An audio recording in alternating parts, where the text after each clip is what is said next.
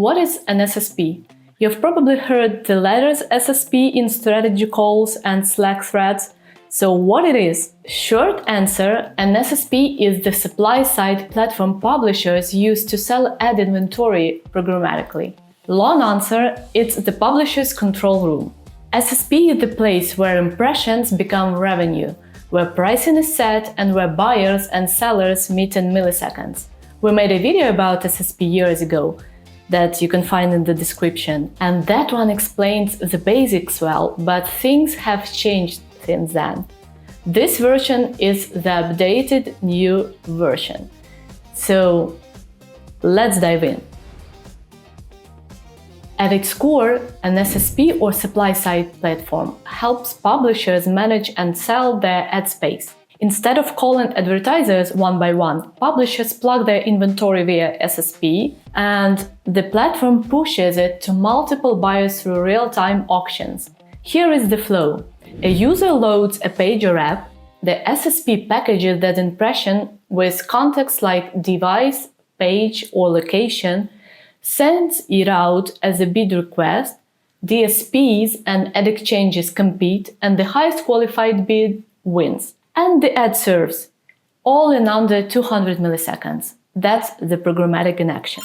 DSP versus ad exchange versus SSP. To make sense of it all, picture a marketplace. On one side, advertisers and agencies use DSP or demand-side platforms to bid for impressions. On the other side, publishers use SSP to sell them.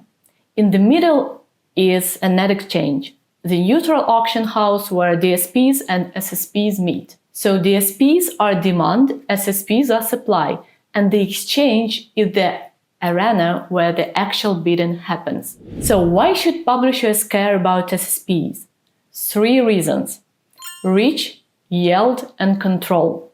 SSPs give you reach by opening inventory to a massive pool of advertisers. Yield because more bidders mean more competition and often higher CPMs.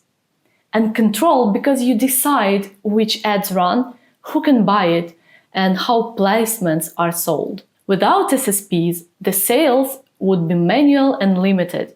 With SSPs, it's scalable and automated. What modern SSPs actually do? Modern SSPs are not just pipes sending out bid requests. They've grown into full toolkits. They let you set dynamic price floors, run header bidding, and manage multiple formats: video, display, native, and rewarded ads. They protect you against fraud, filter low-quality ads, and give you detailed analytics so that you know exactly which slots perform. In short, they don't just sell impressions, they help maximize revenue and protect brand value. But which one do you choose? The SSP market is diverse. Giants like Google Ad Manager, Magnet, and programmatic dominate the scale and integrations. Specialists like OpenX or Index Exchange focus on transparency and relationships. Mobile and video players like Unity Ads, ironSource, and Smarter cover in-app monetization. And then there are white label providers letting publishers and ad networks run their own branded SSP. That diversity means there is no single best SSP. The right choice depends on your format, your scale, and how much control do you want. Still wondering? No worries, we've made a list of 80 most popular SSPs on the market and analyzed their algorithms and weaknesses. So these include CTRs, CPMs, verifications, verticals, and much, much more. The link is in the description. You won't find the information like this anywhere else. So let's take self-serve and white label SSPs as an example. Many publishers face the choice between these types of platforms but don't know the trade-offs. Self-serve SSPs are convenient. Plug in and you're ready to monetize. But you're working on someone else's terms with shared reporting and thinner margins. White label SSPs give you control. You own the endpoint, the reporting, and the brand, but it's not plug and play.